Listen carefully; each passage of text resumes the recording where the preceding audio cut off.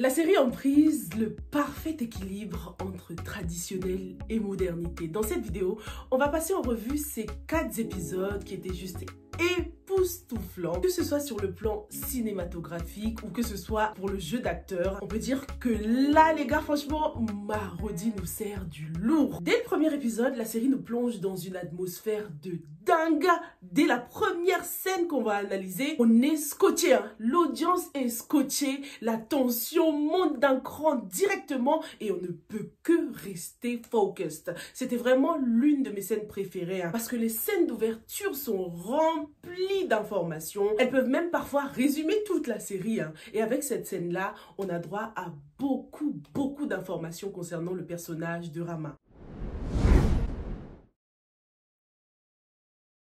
Si c'est la première fois que tu passes par cette chaîne, surtout n'hésite pas, abonne-toi et active la cloche parce qu'on va parler en détail de cette nouvelle série de Marodi TV. N'hésitez pas à me dire dans les commentaires si vous souhaitez que j'analyse les épisodes 2 par 2 ou bien par semaine, hein. Donc ça fera 4 quoi. Donc qu'est-ce que vous préférez? Une analyse pour 2 épisodes ou une analyse par semaine? Allez-y dans les commentaires, je vous attends. Parlons donc de cette première scène. Essayons de voir ce que les réalisateurs, quel message, hein, les réalisateurs ont voulu faire passer. Donc, on commence direct avec la technique du flashback. Avec cette technique, on a tout simplement droit à un retour dans le passé de Rama. On est en plein dedans, hein, pour essayer de comprendre tout ce que ce personnage a enduré pour devenir la femme qu'elle est aujourd'hui. Tout ça, c'est vraiment pour souligner le fait que toute la série tournera autour du passé de Rama, hein, de ces moments clés de sa vie. Tout ce que cette maman fait aujourd'hui est lié au passé. Elle est clairement sous l'emprise de ce passé et c'est dans les épisodes 3-4 là qu'on commence à le comprendre. La particularité de cette série là, ce qui fait son originalité et ce qui fait l'originalité de ce personnage principal, c'est que là les gars, contrairement à tout ce qu'on a l'habitude de voir jusqu'ici, ce personnage n'est pas un héros traditionnel, hein. C'est au contraire l'antagoniste, la méchante de l'histoire. Et c'est grâce à cette scène d'ouverture qu'on le comprend, parce que lorsqu'on la voit pour la première fois, on la voit quand même dans une position assez spéciale, hein.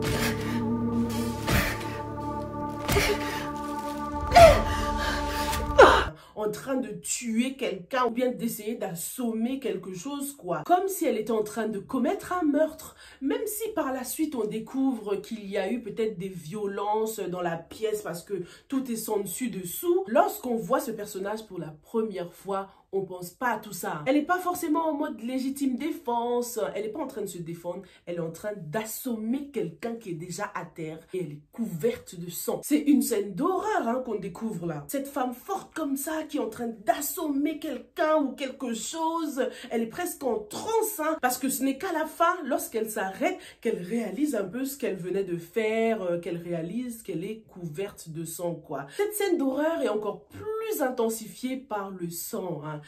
Pas mal le choix du t-shirt blanc pour bien contraster avec le rouge du sang. Il y avait aussi du sang sur les murs et tout. Et ce qui aide aussi à nous faire comprendre que ce personnage n'est pas forcément la gentille de l'histoire. C'est la luminosité. On la voit, elle et son ombre en train de taper, tuer quelqu'un. Ça la rend encore plus machiavélique. L'utilisation de la couleur rouge est très intéressante, hein, dans cette série. Dès qu'on le voit, il a une connotation négative, hein, parce qu'on l'associe tout de suite au sang quoi. On le voit aussi chez Rama, hein, sur ce accent wall, le mur sur lequel ils ont accroché le portrait de famille. Certes, le rouge dans la maison symbolise l'amour qu'elle a pour ses enfants, mais il nous rappelle aussi son côté villain, son côté cruel et le fait qu'elle a peut-être du sang sur les mains, hein, cette dame. Je dis peut-être parce qu'on ne sait pas encore ce qui s'est réellement passé et on ne sait pas qui elle était en train d'assommer là. Mais les gars, malgré son côté bad, malgré qu'elle soit la méchante de l'histoire, malgré que ce soit son côté sombre qu'on nous présente en premier, on ne peut pas parfois s'empêcher de compatir avec elle, ou presque de la comprendre même par moments. Et ça, c'est parce que petit à petit, au fur et à mesure,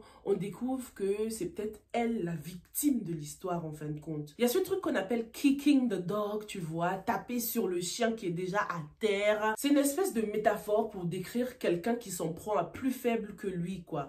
Et c'est le cas avec ce personnage de Rama. Dans ces derniers épisodes, on découvre comment son mari la maltraitait alors qu'elle était déjà en position de faiblesse. Hein. Elle était enceinte, mais il n'a pas hésité à lui cracher dessus, lui taper dessus, quoi. Et c'est ça le syndrome de kicking the dog, là, qui nous fait accrocher, qui nous fait compatir pour le personnage de Rama, malgré qu'elle soit la méchante de l'histoire. On a presque envie de dire que la personne qui a été tuée par elle, là, l'a bien mérité, quoi. Alors que c'est quand même un acte odieux qu'elle a fait. Hein. On a l'impression que c'est son mari qu'elle assommait comme ça, mais d'après sa mère, son mari est en prison. Mais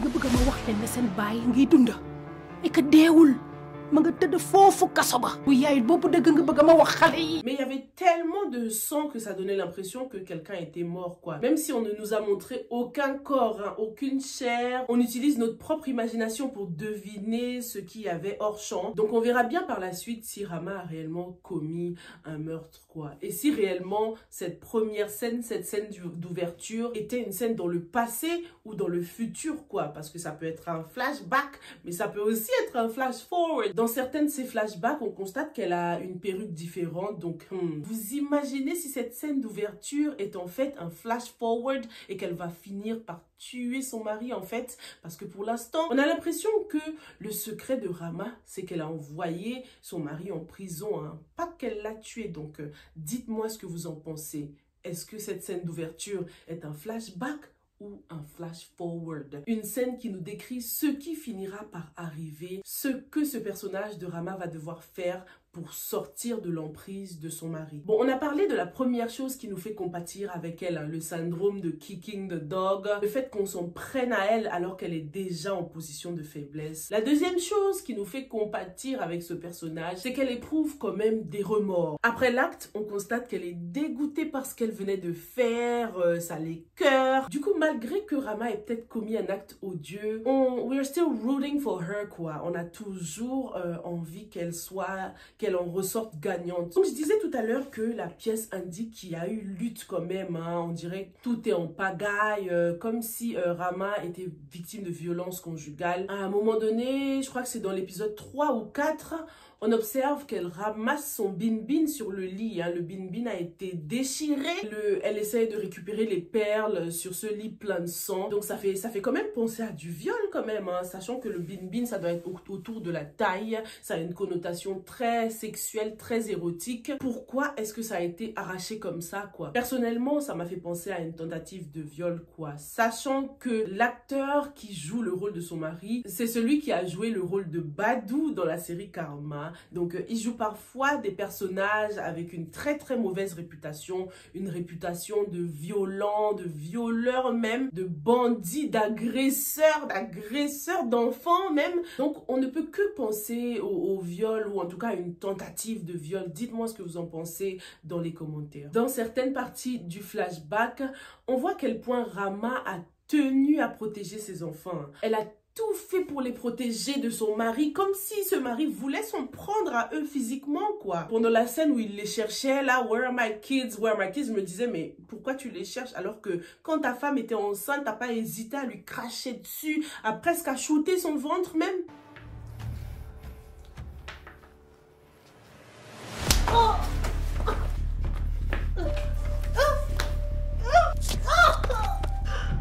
Et là, t'es là, où sont mes enfants? Pourquoi faire? Mais laisse-moi rire. Hâte de savoir, en tout cas, quel a été le passé de ce personnage, de son mari. Mais même si on le connaît pas encore très bien, on a envie de dire qu'il n'a eu que ce qu'il mérite, en fait. Personne ne connaît le secret de Rama à part sa mère. Devant ses enfants, elle reste forte, elle ne montre jamais ses faiblesses. Elle veut tout le temps passer pour la mère, un peu trop parfaite même, hein, ce qui n'est pas réaliste. Et ça engendre des relations toxiques avec ses enfants, quoi. Elle leur met trop la pression, hein. On le voit dans ses premiers épisodes. Elle est beaucoup trop présente dans leur vie. Elle choisit la femme de son fils. Elle s'assure qu'il est bien habillé avant de partir en soirée. Elle fouille dans les affaires de Marie-Thérèse et elle brûle sa boîte à souvenirs sans même lui demander son avis, hein, sans même en parler avec elle. Oui, je sais que ton père te manque, mais tant. Rien du tout. En ce qui concerne Ouli, alors n'en parlons pas, hein. Elle est hyper présente dans la vie d'Ouli, jusqu'à dans son intimité, quoi. Même lorsque Ouli a des conversations privées avec son mari, La mère est au courant de tout. Non mais les bains mystiques m'ont achevé par contre. Cette mère n'a pas froid aux yeux les gars. Et Ouli aussi on en parle. Elle obéit à sa mère au doigt et à l'œil. Même après avoir constaté que les remèdes de sa mère là ont failli envoyer son mari à la mort. J'ai vraiment peur pour Mansour. Hein. C'était un premier avertissement là ce malaise. Est-ce que ce personnage va pas finir par mourir? Et là ce sera le chaos total dans la famille de Ouli quoi avec ses co-épouses. Rama est très clairement une mère qui pousse trop ses enfants. Mais on constate que tout ce qu'elle fait, c'est quand même pour le bien de ses enfants. Donc, est-ce qu'on peut la considérer comme une mauvaise mère? Je sais pas, franchement, on est entre les deux là, hein, entre le bien et le mal. Une chose est sûre, c'est qu'elle est beaucoup trop protectrice avec ses enfants. Son côté protectrice et fusionnel l'a quand même sauvé la vie un peu. Hein. Lorsqu'elle est tombée là, c'est grâce aux multiples appels de Ouli qu'elle a pu se réveiller. Hein, parce que personne n'était là. Elle aurait pu rester allongée là des heures. Mais grâce au téléphone qui sonnait, elle a pu entendre la sonnerie dans son subconscient et ça l'a aidé à se réveiller quoi. Ce qui est difficile à comprendre par moment, c'est pourquoi elle tient tant à protéger l'image du père de ses enfants. Hein. C'est un signe qu'il a quand même de l'emprise sur elle parce qu'elle aurait tout à fait pu leur dire la vérité. Il m'a maltraité, il s'en est pris à moi et voilà, je l'ai envoyé en prison. Mais visiblement, les enfants ne savent pas la vérité hein, parce que lorsque Pape Demba lui demande « Oui, est-ce que papa sera fier de moi là ?» Elle lui dit ouais, il sera fier de toi. Mais lorsque Ouli veut garder des souvenirs du père, alors là, hors de question. Donc, c'est normal qu'il y ait de l'incompréhension tant que la maman ne dit pas la vérité. Marie-Thérèse, ça se voit qu'elle est quand même smart, elle se laisse pas manipuler, elle sait très bien qu'il y a quelque chose qui cloche avec la version que sa mère lui a racontée concernant son père. Parlons maintenant du choix des amis, hein, les amis des enfants de Rama. Donc, il y a Myriam et il y a Yerim. On va commencer par Myriam, la sulfureuse Myriam, qui n'a rien à voir avec Marie-Thérèse. Hein. C'est vraiment, elles sont vraiment à l'opposé. Mais Myriam est quand même le hype man de Marie-Thérèse. C'est elle qui l'aide à sortir de sa zone de confort de temps en temps. Et c'est pareil pour Yerim, hein, ce collègue-là de Pape Demba. Yerim et Myriam, ils ont un peu la même personnalité, j'ai l'impression. Hein. Ils devraient sortir ensemble, ces deux-là. Comme Myriam, Yerim aide Pape Demba à sortir de sa zone de confort. C'est bizarre, hein. Les prénoms Yerim, Myriam, on dirait pas genre c'est des contraires un peu, même si genre Yerim, Myriam, tu vois. On dirait genre les mêmes prénoms mais inversés quoi. Donc peut-être qu'ils sont faits l'un pour l'autre. Hein. En tout cas, ils ont la même façon de voir les choses. Et visiblement, Yerim est intéressé par des femmes pulpeuses comme Myriam. Hein. Maintenant, ces amis-là n'ont pas forcément une bonne influence hein, sur les enfants de Rama, même s'ils restent très sympathiques. Hein. J'espère que Rama va pas décider d'éloigner ses enfants de leurs amis. Ce serait quand même extrême, mais je la vois bien faire ça. Marie-Thérèse a l'air beaucoup plus forte hein, mentalement. Elle se laisse pas influencer facilement, contrairement à son frère. Pape Demba, ça se voit qu'il a l'esprit un peu plus faible. Hein. C'est Yerim qui l'a convaincu à venir à la soirée où il s'est fait envoûter là par cette danseuse. Et pendant cette scène, il y a vraiment plusieurs choses que j'ai kiffé, les gars. C'était l'une de mes scènes préférées de ce début de série. Hein. On va commencer par la musique et l'effort qui a été fait pour traduire les paroles de cette musique. J'adore cette musique. Elle est hyper belle et maintenant dès que je pense à Emprise, c'est cette musique là que j'ai dans la tête comme si c'était la chanson du générique quoi, tu vois. En tout cas, je suis très contente pour la traduction parce que les paroles ont beaucoup de sens. Hein. N'hésitez pas à me mettre le titre de la musique. J'ai pas vraiment eu le temps de chercher et pourtant je suis sûre que c'est dans le générique de fin, je regarderai. Mais n'hésitez pas à me faciliter la tâche si vous voulez, ok. La deuxième chose que j'ai kiffé pendant cette scène, c'est la danse. Hein.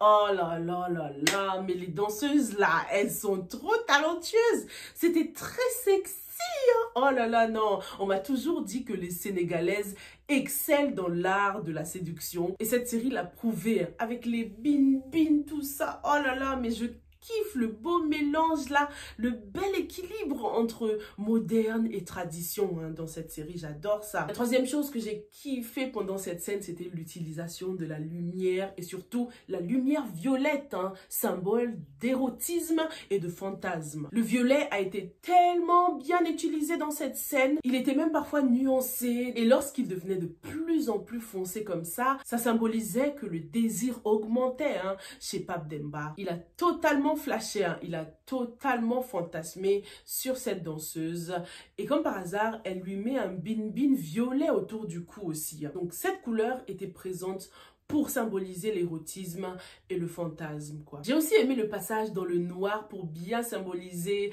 l'hypnotisation. Pape Demba était clairement hypnotisé, coupé du monde, hein, carrément. Donc, c'était une super belle scène. Dites-moi ce que vous en avez pensé. Mais du coup, les gars, lorsqu'on revient sur Terre, là, soyons réalistes et posons-nous les bonnes questions. Quel avenir pour Pape Demba et Soukeina, la danseuse? Je l'aime bien, Soukeina, hein, mais je trouve que pour l'instant, elle ne reste qu'un fantasme, quoi. Parce que elle et Demba sont juste trop différents, en fait. Hein. Ils appartiennent à deux mondes complètement différents. Et c'est limite, Soukeina, elle passe pour une gold digger, quoi. Bon, la danse, c'est sa manière de gagner sa vie, hein, mais cette façon de prendre l'argent comme ça, là, lui donnait un petit côté gold digger. Et faut pas oublier que dans la description de ce personnage, on indique bien qu'elle a un copain, elle a un mec qui s'appelle Django, hein, un banlieusard qui ne laissera personne lui piquer sa copine. Donc ça va être chaud, ça s'annonce difficile pour Demba. Pour ces deux-là, même s'ils comptent réellement se mettre ensemble, quoi. Pape Demba est clairement en train de faire tout péter, hein. Il est en train de gâcher tous les plans que sa maman avait pour lui. Donc on sait déjà que Soukeina ne sera absolument pas la bienvenue, hein,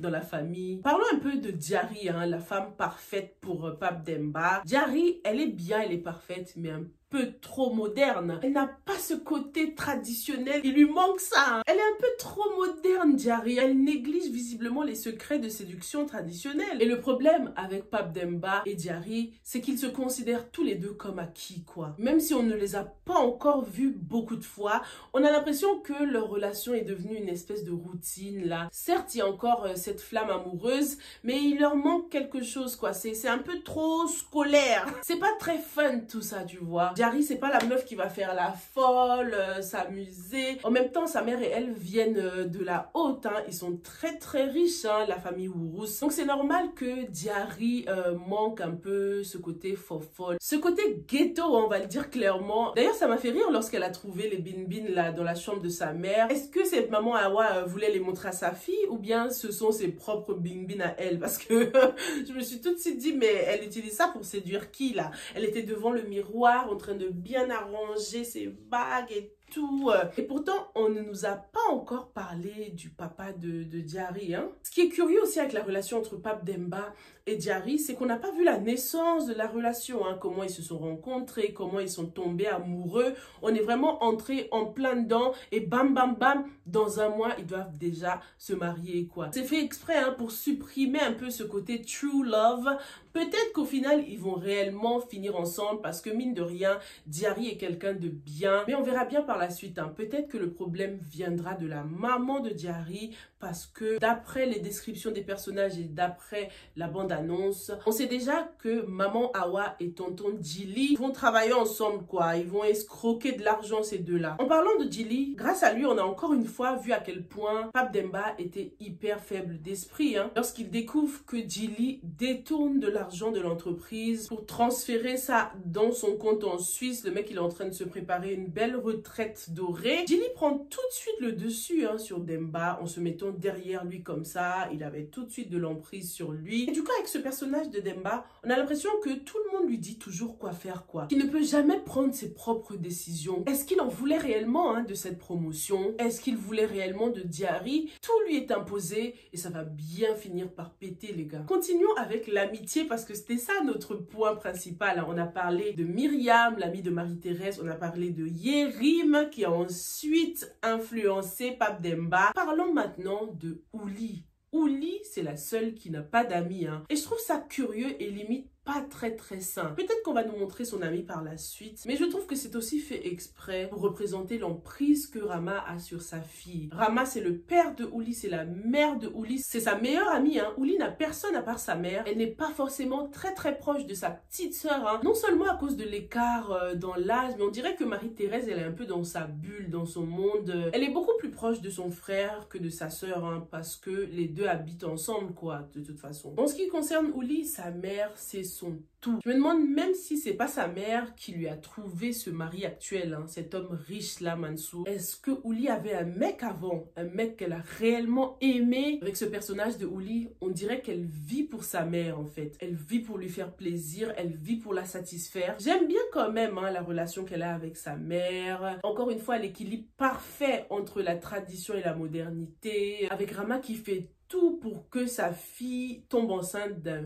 fils, l'héritier qui va hériter de la fortune de Mansour. Ça encore, c'est le côté traditionnel, hein. Ouais, faut que tu lui donnes un fils, ne sachant pas que c'est l'homme qui détermine le sexe du bébé, quoi. Si avec ses 3 autres épouses, il n'a eu que des filles, qu'est-ce qui nous garantit que cette fois-ci, ce sera un fils? Donc, Rama ne se concentre pas sur la bonne personne, là. Mansour, on lui donne juste des aphrodisiaques, mais c'est peut-être à lui qu'il faut faire tous ces lavages, tout ça, parce que c'est l'homme qui détermine le sexe du bébé, quoi. En tout cas, qui naît le cerveau de la bande ne se laissera pas faire. Ah, je la kiffe, hein. J'adore la représentation du personnage. C'est vraiment la femme intellectuelle qui est vraiment dans l'air du temps et pourtant qui a son côté traditionnel aussi, quoi. Ce qu'on retient en tout cas, c'est que toutes ces femmes, toutes les 4 qui ont épousé cet homme-là, ce gentil papounet-là, sont toutes hypocrites et matérialistes. Elles se méfient l'une de l'autre parce qu'elles savent très bien qu'elles sont pas innocentes elles-mêmes.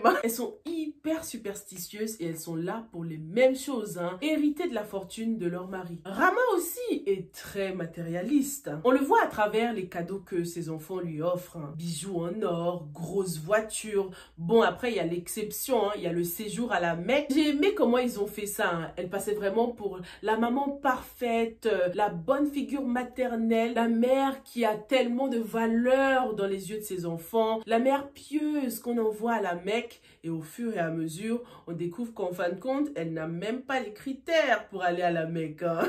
Donc c'était pas mal de nous faire découvrir ce personnage au fur et à mesure comme ça. C'est une bonne façon d'apprendre à la connaître. Donc Rama, c'est une femme qui aime l'argent, la richesse, hein. Comme je le disais, elle est plutôt matérialiste. Et on dirait que c'est un moyen de fuir son passé en fait. Un moyen de rester loin de ce passé sombre, loin de cet appartement qui était plutôt wretched, hein. Dans les flashbacks, c'est toujours assez sombre dans son appartement, ce qui symbolise la précarité. Parlons aussi d'un aspect que j'adore dans cette série, c'est le style vestimentaire de Rama. J'espère qu'au fur et à mesure, on verra des patterns qui reviennent à chaque fois, des codes couleurs pour représenter le personnage parce que c'est quand même un sacré personnage, hein. On constate que depuis le début de la série, depuis l'épisode 1, elle porte beaucoup du bleu. Ça peut être du bleu foncé ou du bleu très clair. Le bleu qui symbolise parfois aussi la solitude, l'isolation, l'état mental aussi parfois. Elle porte du vert. Le vert représente l'argent, la richesse. Et dans ces derniers épisodes, là, le 3 et 4, je crois, elle a beaucoup porté du violet. Encore une fois, le violet qui revient. Sauf que dans son cas, le violet ne symbolise pas du tout le fantasme ni l'érotisme. Il symbolise le machiavélisme. Le fait qu'elle soit la méchante de l'histoire. Par contre, le violet qui symbolise l'érotisme, le fantasme, a été utilisé pour nous induire en erreur, hein. C'était en ce qui concerne la relation entre Marie-Thérèse et Alioune. Lorsqu'elle se réveille sur ce lit, dans cette chemise pour homme violette, il y a ce côté érotisme quand même, parce qu'on a l'impression qu'elle vient de se réveiller du lit de son petit copain, quoi. Alors que Alioune et elle ne sont que des amis. Bon, après, on apprend qu'il la kiffe, donc le côté fantasme s'applique dans ce cas-là aussi. Oh là là, Alioune le maladroit. Est-ce que je suis la seule ou vous aussi, il vous fait penser à Boris? Il me fait grave penser au personnage de Boris dans Karma. J'ai hâte de savoir qui est son père, hein, parce qu'il parlait beaucoup de son père et tout ça. Il était très attaché à son père. J'ai pensé à tonton Djili là, mais je pense pas qu'il ait un enfant parce qu'il est décrit comme un célibataire. Bon, on dirait qu'il est plutôt dragueur, quelqu'un qui passe de conquête en conquête. Donc je le vois mal avoir un fils. En tout cas, sachant que Rama a envie que Alioune et Marie-Thérèse se mettent en couple, c'est sûr que Alioune a un bon background quand même. Parlons maintenant de Mbaye Dago, les gars. Est-ce qu'on peut lui faire confiance à votre avis? Au premier abord, il passe vraiment pour un homme très charmant, très gentleman. Il accorde beaucoup d'importance à la femme, hein. Toutes ses peintures sont des portraits de femmes. Mais je sais pas, je trouve ça bizarre qu'il soit intéressé par une jeune fille comme Marie-Thérèse qui pourrait avoir l'âge de sa fille, quoi. Je sais pas. Sa femme doit être morte quand même. Ça expliquerait aussi pourquoi sa fille est tant attachée à lui, hein. Pourquoi on dirait qu'elle a cette peur de l'abandon, quoi. Elle a déjà perdu sa mère. Donc elle est hyper protectrice avec son père parce qu'elle ne veut pas le perdre lui non plus. Après, sa fille a dit qu'il trouvait tout le monde gentil. Donc ça se trouve, c'est juste un homme bon, hein. Ce qui est curieux, c'est le fait que Marie-Thérèse soit intéressée par lui. Elle qui a quand même la tête sur les épaules, qui reprochait à sa copine de s'intéresser aux vieux. Voilà qu'elle est en train de tomber sous le charme d'un vieux, quoi. Comme je l'ai dit dans ma première vidéo analyse de cette série en prise, que je t'invite à regarder si t'as pas encore regardé, je trouve que Marie-Thérèse s'intéresse à des hommes plus âgés pour combler ce vide que son père a laissé, hein. Donc on dirait qu'il y aura peut-être une mauvaise interprétation, hein. Peut-être que la jeune Marie-Thérèse croit qu'elle est amoureuse de cet homme, mais ce n'est pas réellement de l'amour, quoi. Elle essaye juste de combler un vide. Qu'est-ce que t'en penses? Parlons maintenant des rapports entre Rama et sa mère, hein. Visiblement, sa maman ne vit pas dans le luxe. Du coup, je me suis tout de suite demandé pourquoi est-ce que Rama n'hébergerait pas sa mère, puisque sa mère a l'air faible et malade. Ça se voit qu'elle a quand même besoin d'assistance, quoi. Donc, pourquoi est-ce qu'elle n'habiterait pas avec sa fille pour être proche d'elle et pour avoir de bons rapports avec elle? Mais une fois de plus, ça donne l'impression que Rama est en train de fuir son passé, en fait, hein. Même si elle tient à sa famille, elle n'a pas envie de se l'imposer. Par rapport à son frère, oh my god, Ndiaga, lui, ça se voit que c'est grave un profiteur, un loser, comme elle a dit. Tu n'es qu'un loser. Je le vois bien traîner avec la bande de Django, là, le petit ami de Soukaina, Django le banlieusard. C'est un homme qui n'attend que la réussite des gens pour, bam, en profiter, quoi. C'est ce qu'on appelle les clout chasers. C'est un clout chaser, ce mec. Au lieu de se chercher, se battre, il n'attend que la réussite de sa sœur pour en profiter. Lorsqu'on le voit pour la première fois, il est représenté dans une position assez humiliante, hein. À 42 ans, il est encore chez sa mère, en train de laver ses habits, pas marié, il n'a pas d'enfants, ils peuvent même pas se permettre de prendre une bonne. Et le comble, c'est que c'est un homme malhonnête qui fait du chantage à sa propre sœur. Donc il est quand même mauvais, hein. C'est bizarre que lui et Rama soient aussi mauvais. Pourtant, lorsqu'on voit leur mère, elle a l'air gentille quand même. Donc est-ce que c'est le papa qui était une personne mauvaise? Bon, après, ça veut rien dire, hein. C'est pas parce que tes parents sont gentils ou mauvais que toi aussi tu vas être gentil ou mauvais, hein. Chacun grandit avec ses expériences. Mais je trouve ça dingue qu'il ait un sale caractère comme ça, ce Ndiaga là. En tout cas, les gars, avec cette série en prise, ce que je kiffe, c'est le fait que même dans le générique, malgré que ce soit Rama le personnage principal, c'est elle qu'on montre en dernier, hein. Et je trouve que c'est une façon très originale de présenter un personnage principal, hein. Pas toujours les montrer en premier, les highlights directs, sachant qu'en plus c'est une antagoniste, c'est la méchante. Donc je trouve ça original de la montrer en dernier. Ce que j'aime aussi avec la série, comme je l'ai dit à plusieurs reprises, c'est l'équilibre entre le traditionnel et le moderne qui représente bien le Sénégal d'aujourd'hui, en fait, hein. J'aime les musiques traditionnelles, j'aime le mbala, j'aime cette famille à 4 épouses. Et d'ailleurs, j'espère qu'au fur et à mesure, on va nous parler des enfants des coépouses, hein. La fille de la première épouse, ça se trouve, elle a l'âge de Ouli, hein. Ça se trouve, elle deviendra amie. Qu'est-ce qu'on en sait? J'aime beaucoup le fait que, malgré qu'on soit dans un monde très moderne, dans une famille très riche, très fortunée, on accorde quand même de l'importance aux choses traditionnelles, aux recettes de grand-mère, quoi.